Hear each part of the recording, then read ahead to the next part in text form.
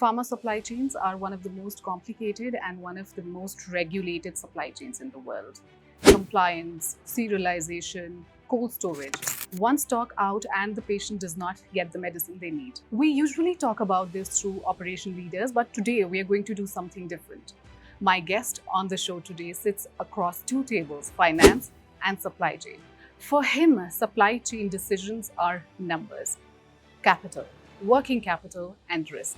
He's seen finance in FMCG, energy, and now pharma. He's led one of the largest bond issuance in the last decade, the largest pharma bond issuance. I'm Dimpal Bajwa, and this is Movers and Makers. And today I'm going to ask questions to a leader that sits across both finance and supply chain. Kedar Upadhyay, CFO, Biocon.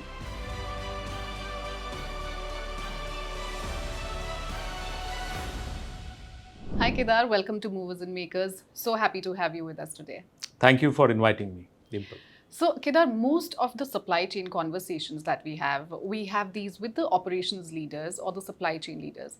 But you sit across finance and supply chain both. So how does supply chain look from a CFO's lens? The first thing in supply chain is customer delight, right? These are the products where we save lives, right? We are in the life-saving industry, critical medicinal products we supply. So customer delight, making products available in the right quantity at the right place is important. And that's the cornerstone of supply chain.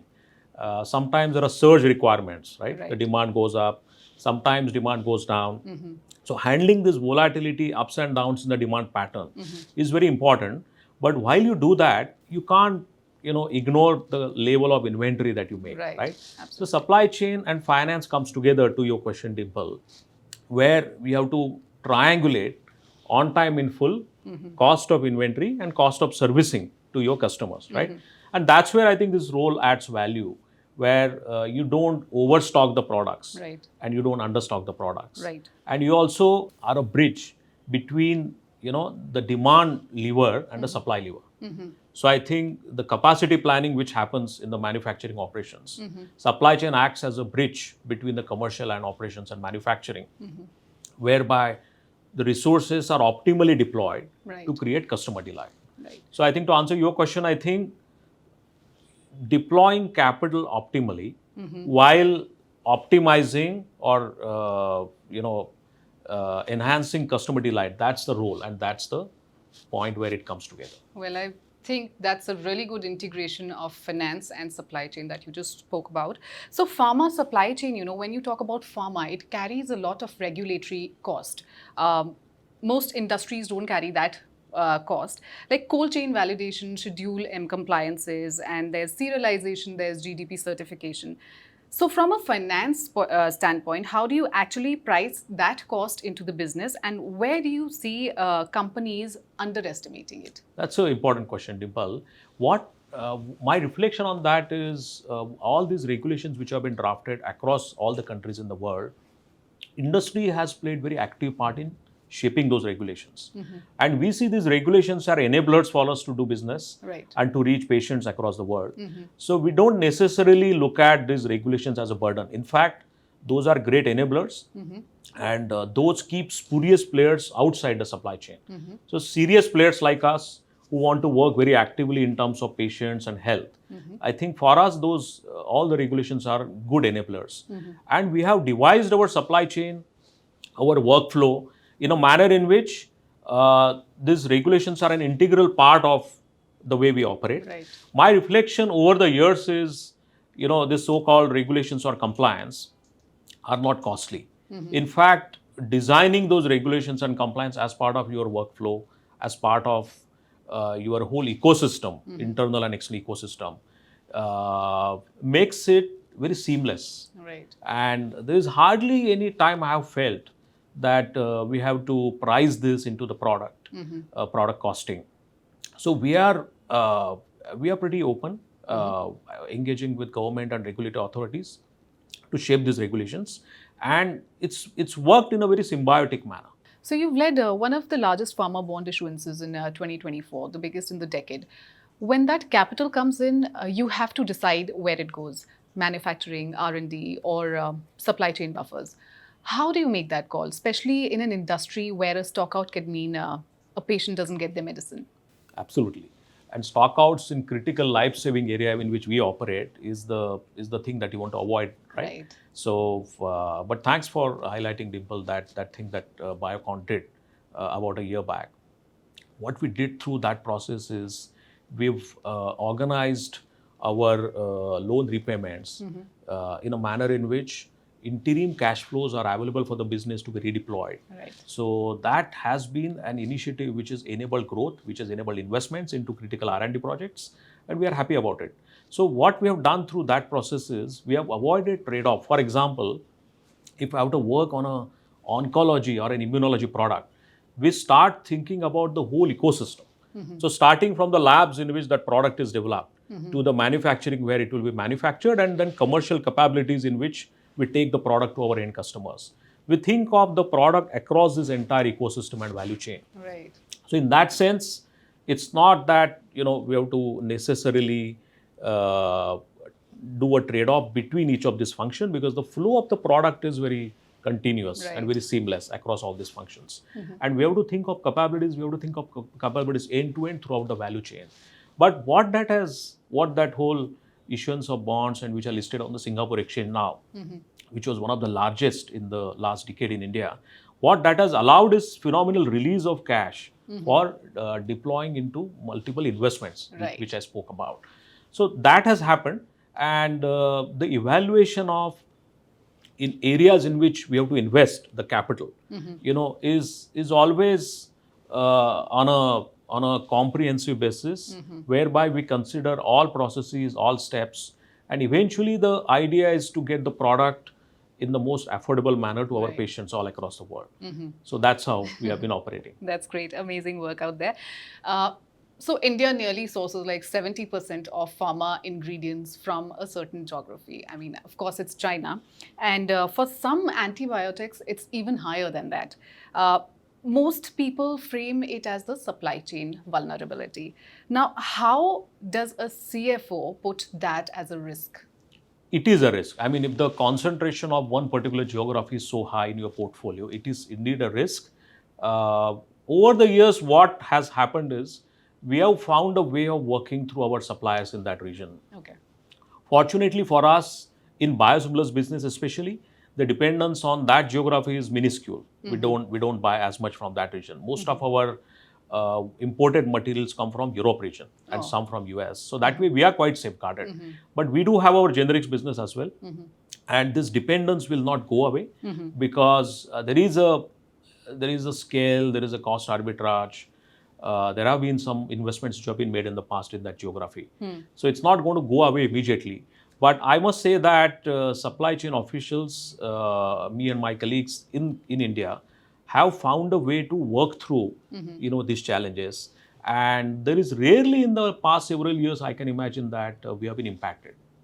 So I think the flow of material from China to India. Also, do you think diversification is important? Like, of course, you guys are doing it, but I'm sure a lot of people are still heavily dependent on China. Absolutely. And I must compliment the production-linked incentive scheme of the government, because that gave a lot of encouragement for many of us to put plants outside, and that way diversify the sourcing, like what you said.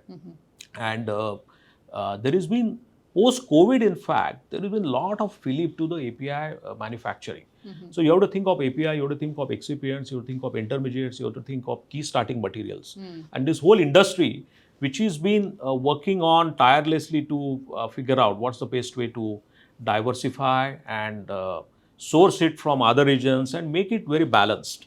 So like what I said, it's not going to immediately move away, but industry has been very proactive in acknowledging that risk. And while we work through our supplier ecosystem from China, I think there have been efforts to diversify as well. That's great. You touched upon genetics. So biologics and complex generics need cold chain, longer shelf life management, and bigger inventory buffers.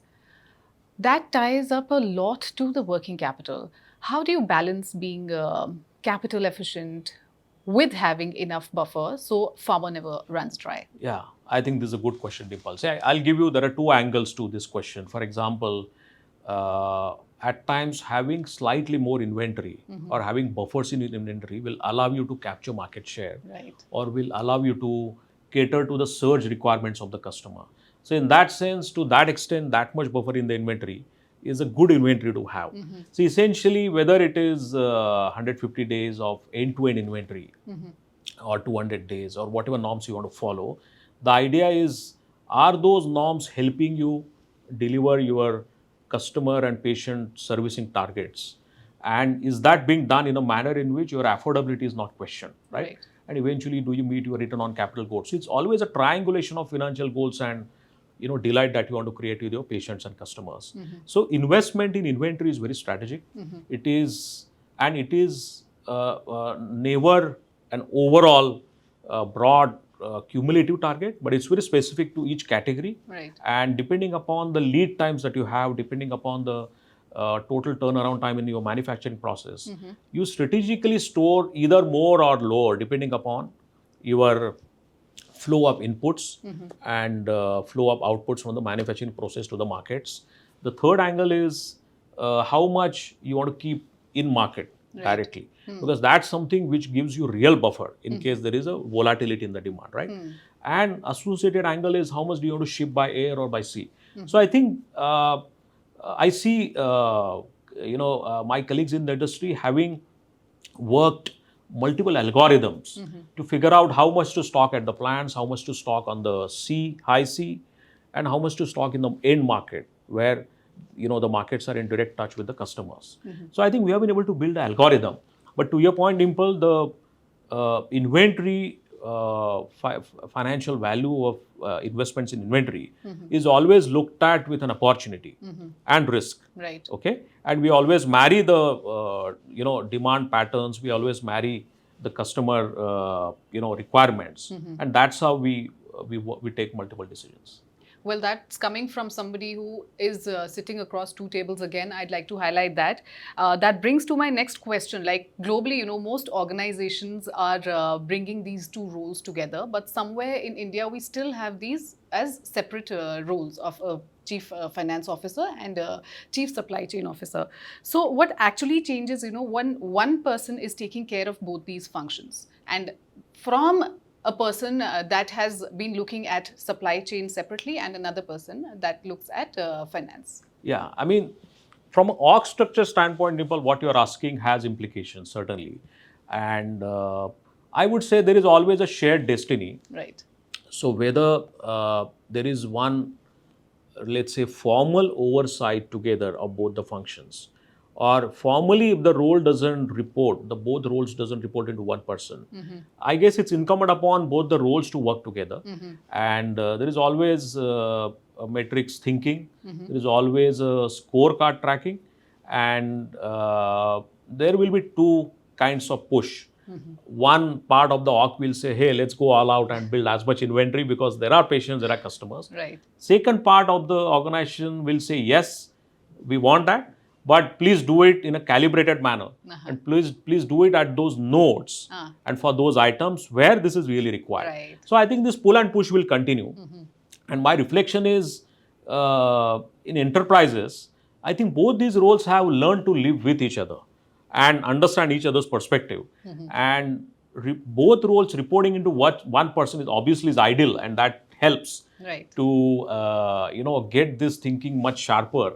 Absolutely. And decisions getting rolled out, without too much of a discussion. Also, it becomes a little faster, I think. Yes, yes. The speed of decision making, the clarity improves. And if there are organizations where these roles for a variety of reasons don't roll into one person, I think it's incumbent upon both of them to have a thinking on shared destiny. Right. Because it's, as I mentioned, it's always a triangulation. While you want to optimize your customers and create delight there, the angle of cost of servicing the customers and the investment that you make in inventory is something where you want to keep in mind. Why? Because you want to do it quarter after quarter, year after year. Right. So there are organizations where working capital burden goes so high that it starts impacting your delivery tomorrow, right? Right. So it's today's delivery to patients and tomorrow's delivery to patients and day afters as well. So that's how I think one has seen this working. Right. Okay, one final question before I wind up. You've worked in FMCG, you've handled finance for energy. What is it that pharma can learn from these two industries? The supply chain of pharma can learn from these two industries. Yeah, that's again a very reflective question, Dimpal. The one area in which pharma can learn from energy sector is just the scale of investment that you have to make and the long gestation. And to some extent, pharma is similar to that, because when we start developing a product, it might take 3 years, 4 years, 5 years, or more than that also, depending upon the complexity of the product. Right. So development time, which is such a lengthy, and customer patterns could change much faster, right? So I think how to integrate your longer development time with, let's say, shorter customer demand patterns. That is one thing that pharma could learn from energy sector. Plus the sheer balance sheet that you have to handle in energy or infrastructure projects. I think there is a lot of efficiency that you need to deploy in every rupee, every dollar that you invest in, and pharma could learn from that. In terms of FMCG, another thing I learned is the agility, the sheer agility, because the competitive moves are so quick and fast. And on a day-to-day basis, you have to take decisions to respond to a competitive move. So just that sheer agility that FMCG industry operates, plus every penny that they optimize and squeeze, eventually again to deliver customers' needs, that is something that pharma could learn. Right. Yeah. So as I've grown through my career, one has been able to sort of bring all this perspective together. Yeah. Yeah, that's amazing, Kedar. I think you're doing a great work out there, and these are the kind of conversations we typically don't have under supply chain. Great insights on finance and supply chain. Thank you for joining me.